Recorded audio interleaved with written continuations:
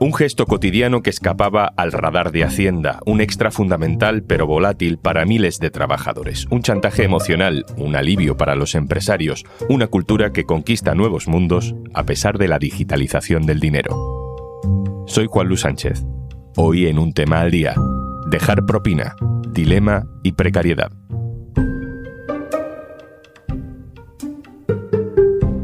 Una cosa antes de empezar. ¿Sabías que en el mundo hay más de 120 millones de personas refugiadas y desplazadas a la fuerza? ACNUR les ofrece protección y asistencia humanitaria y apoya a Un Tema al Día para poder seguir dando voz a realidades que muchas veces no son visibles en los medios.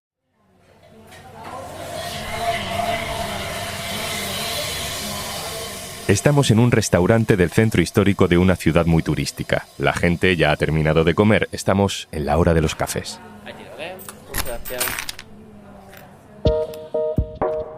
Este gesto tan cotidiano, recoger del platillo el cambio tras pagar la cuenta, suele acabar de dos maneras. O recoges ese dinero, te lo guardas en el monedero, dices gracias y te vas, o dejas algo de propina. A veces redondeas, otras veces quieres ser más generoso, más generosa y dejas algo más. Ese dinero que se recauda, ese bote, complementa los sueldos de personas como Martín.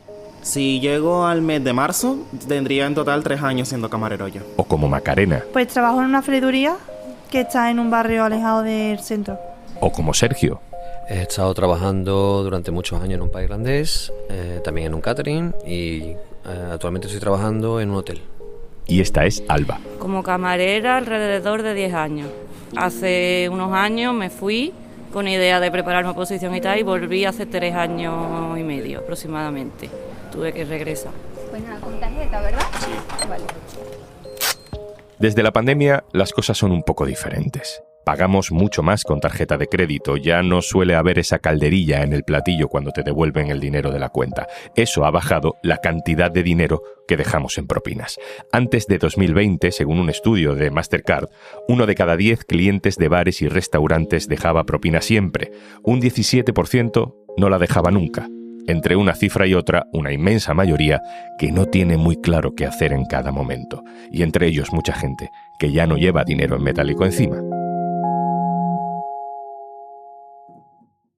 Por eso hay administraciones que después de la pandemia se lanzaron a fomentar la cultura de la propina. Este es un anuncio oficial de la Comunidad de Madrid, dejando sobre nuestros hombros los de los clientes, no los de los hosteleros, el bienestar de los trabajadores. Son las clases de piano del hijo de Elena. Son los estudios de Sofía para perfeccionar su inglés. Son las propinas las que hacen posibles esos pequeños sueños de quienes nos atienden cada día. Las propinas que dejamos en nuestros bares y restaurantes. Para nosotros es un pequeño gesto, pero para ellos es el extra que les permite llegar a esas ilusiones tan necesarias. Volvamos a dejar propina. Es cierto que el complemento de la propina puede ser crucial en muchos casos, para mucha gente, sobre todo para personas como Sergio y Alba, que trabajan en zonas muy turísticas. Pues siempre ha estado rondando la cifra de unos 150 euros, 200 euros al mes más o menos. Es una ayuda, a lo mejor un 15%, un 10% de mi sueldo. No te sé decir cifras generales, pero en temporada alta puede suponer hasta un 20% de mi sueldo y en bajita un 10%, 5%, ya dependiendo. No es algo fijo, pero más o menos así. Y en temporada muy buena yo me he pagado hasta el alquiler con las propinas cuando compartía vivienda. O sea que bien, supone un plus muy importante para nosotros.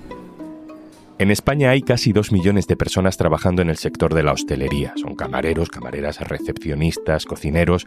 Concretamente, 1.094.000 personas, según la última encuesta de población activa. Eso es un 9% de todo el empleo que hay en España. El turismo es uno de los motores de nuestra economía y, sin embargo, los salarios de ese sector son de los más precarios.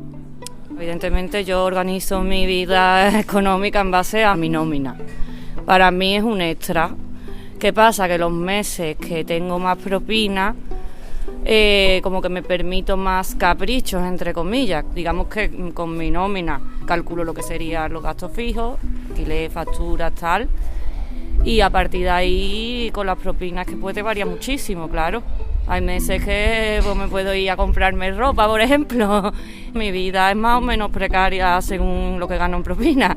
Si nada más que me baso en el sueldo, es bastante precaria, lo cierto es que es bastante precaria.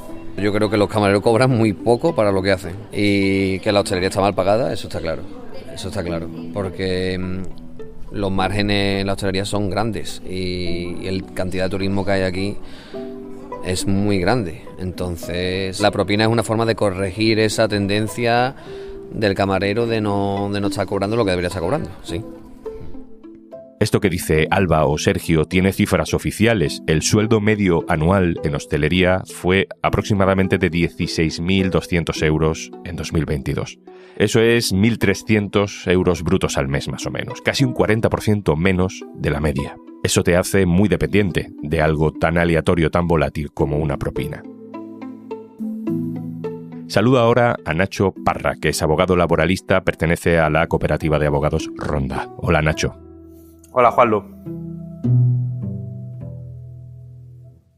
Nacho, está reconocido en varias sentencias judiciales que esa propina que dejamos a un camarero va a ser para ese camarero o para los camareros. Digamos que está más o menos judicialmente establecido así. Pero en todo caso, ¿qué implica una propina en el sistema de sueldos del sector de la hostelería? Yo creo que es una perversión del propio sistema de retribución. Si lo que necesitamos o si lo que queremos es dar unas condiciones retributivas buenas al personal que está prestando servicios, garanticémosle un salario. No traslademos parte de esa retribución, o mejor dicho, parte de esos ingresos a la mera liberalidad de un cliente. ¿Por qué? Pues en primer lugar, porque esto lo que implica es que no va a poder tener una garantía mínima de cuáles van a ser los ingresos de una persona al final del mes. En segundo lugar, porque esas propinas pueden cambiar sustancialmente en función del tipo de negocio o sustancialmente en función del concreto puesto de trabajo que una persona pudiera estar ocupando en una empresa, ¿no? ¿Vale? Y por lo tanto, hombre, desde una perspectiva sociológica probablemente es una perversión, ¿no? Y es un traslado de las responsabilidades propias empresariales a un tercero, al cliente, que evidentemente no tiene por qué depender de él la retribución mínima que pueda corresponderle a una determinada persona. No en todos los sitios es así. En Japón, en Dinamarca, por ejemplo, está mal visto dejar propina. Pero la cultura de la propina que se expande por el mundo es más bien la de Estados Unidos, donde esa propina es prácticamente obligatoria. Te la incluyen en el ticket cuando pides la cuenta. De hecho, para corregir el efecto de que ahora mucha gente no paga propinas en metálico, es decir, en negro, sino con la tarjeta, es decir, el dinero lo ingresa la empresa, que luego tiene que pagar impuestos y luego repartir el dinero. Para corregir ese efecto, tanto Donald Trump como Kamala Harris prometieron en campaña eliminar los impuestos de esas propinas. We are going to not charge taxes on tips, people making tips. Hemos querido saber cómo funciona el sistema en otra de las mecas de la propina, Londres, ciudad tradicionalmente llena de camareros, de camareras españoles. Le he pedido una nota de voz a Isabel, que vive allí. Hola, Wallu, soy Isa. Aquí en Inglaterra las propinas pues son un complemento al sueldo, ya que el salario mínimo es bastante competente. Hablamos sobre 13,70 euros aproximadamente la hora y se suelen hacer unas 40 horas semanales y se tiene 2 días de descanso y siempre es opcional hacer horas extras. Normalmente aquí la mayoría de los restaurantes pues añaden como entre un 10 y un 15% de la cuenta final como un cobro de propina.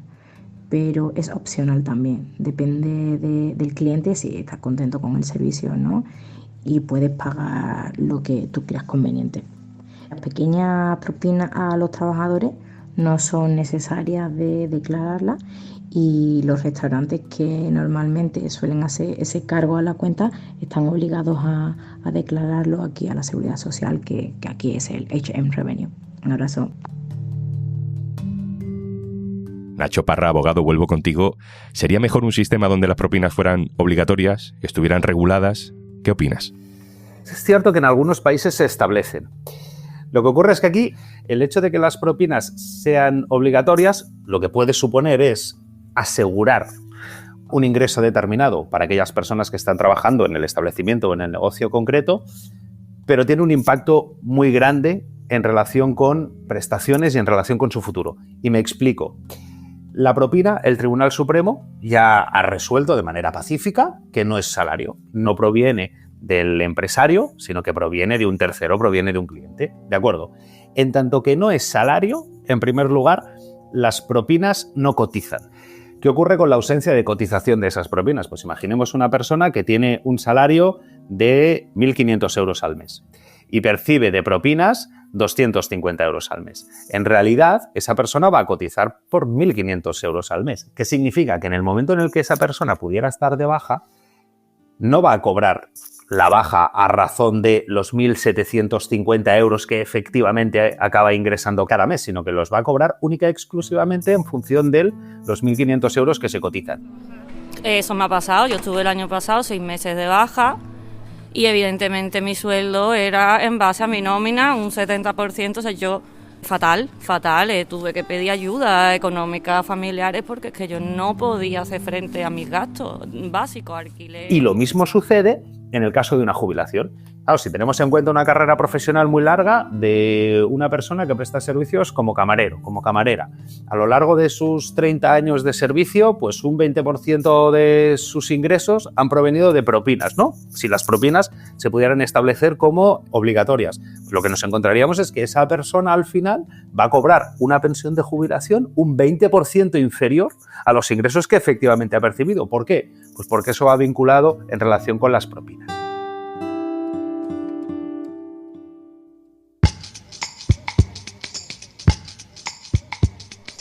Muy poco. Ni el 10%, vaya. No llega ni a 40 euros al mes. Bueno, diría que alcanza como a un día de trabajo lo que yo alcanzo de agarrar de propina al mes. Yo recuerdo trabajar en lo que es la Avenida de la Constitución, que es una calle muy famosa de la ciudad.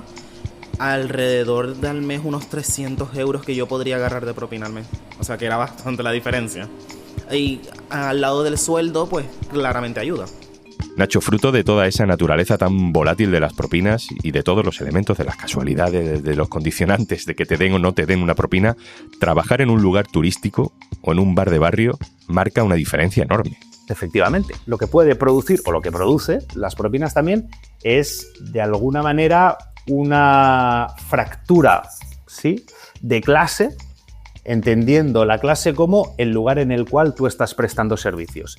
Es decir, si yo trabajo como cocinero o trabajo como camarero en un bar en el cual se cocinan menús de mediodía para gente trabajadora, es posible que el impacto de propina sea 1, y si yo trabajo en un restaurante situado en una zona céntrica, orientado exclusivamente hacia el turismo y cuya clientela evidentemente es turista, es muy probable que la propina sea otra. Yo creo que además seguramente todos nos hacemos una composición de, hombre, en qué tipo de sectores y en qué tipo de negocios hemos dejado propinas, o es habitual dejar propinas, o es una tradición poder dejar propinas. Nadie pensaría, por ejemplo, que una persona dedicada al periodismo, por hacer una entrevista, de repente percibiera una propina por parte del entrevistado.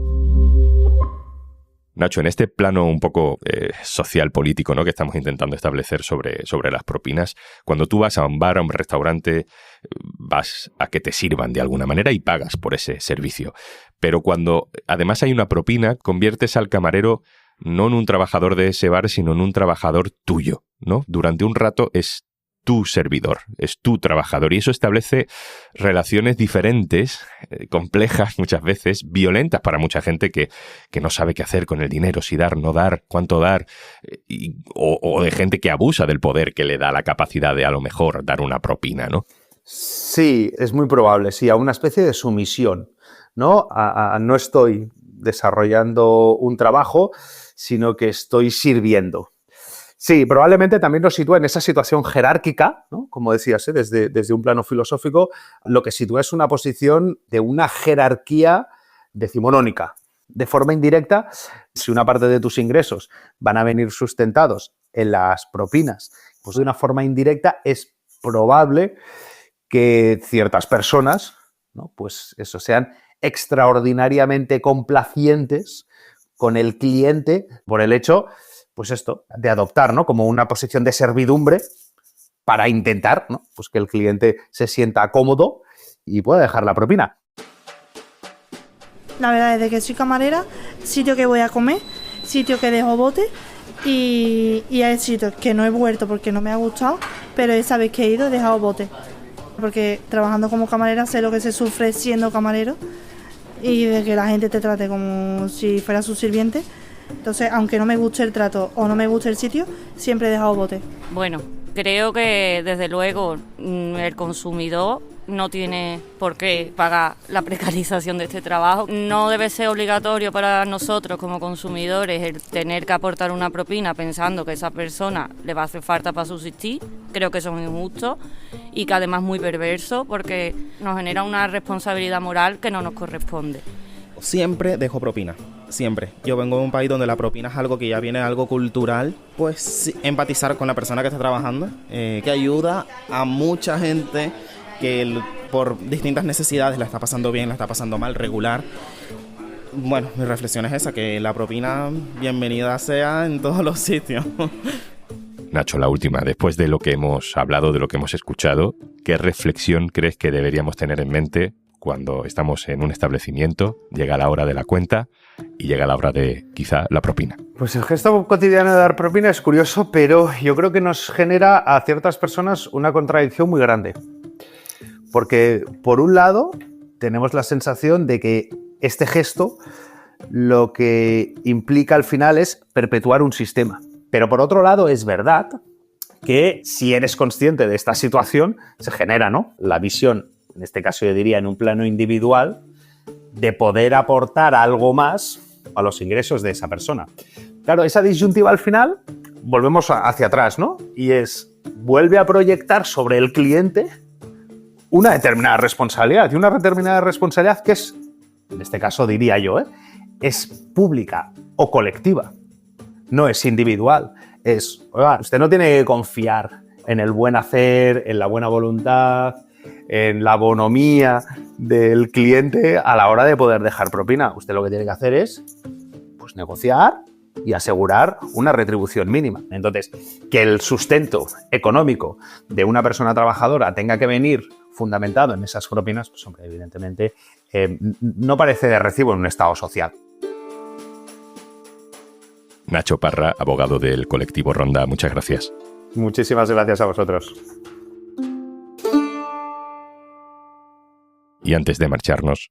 En el mundo hay más de 120 millones de personas refugiadas y desplazadas que han tenido que huir a causa de la guerra, la violencia y la persecución, el equivalente a la población de Japón. ACNUR, la Agencia de la ONU para los Refugiados, está presente en 137 países, ofreciéndoles asistencia y protección a estos millones de personas que lo han dejado todo atrás. Tú también puedes colaborar en conlosrefugiados.com.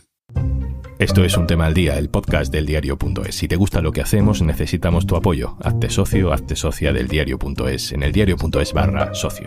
El podcast lo producen Carmen Ibáñez, Marcos García Santonja e Izaskun Pérez. El montaje es de Pedro Nogales. Yo soy Juan Luis Sánchez. El lunes, otro tema.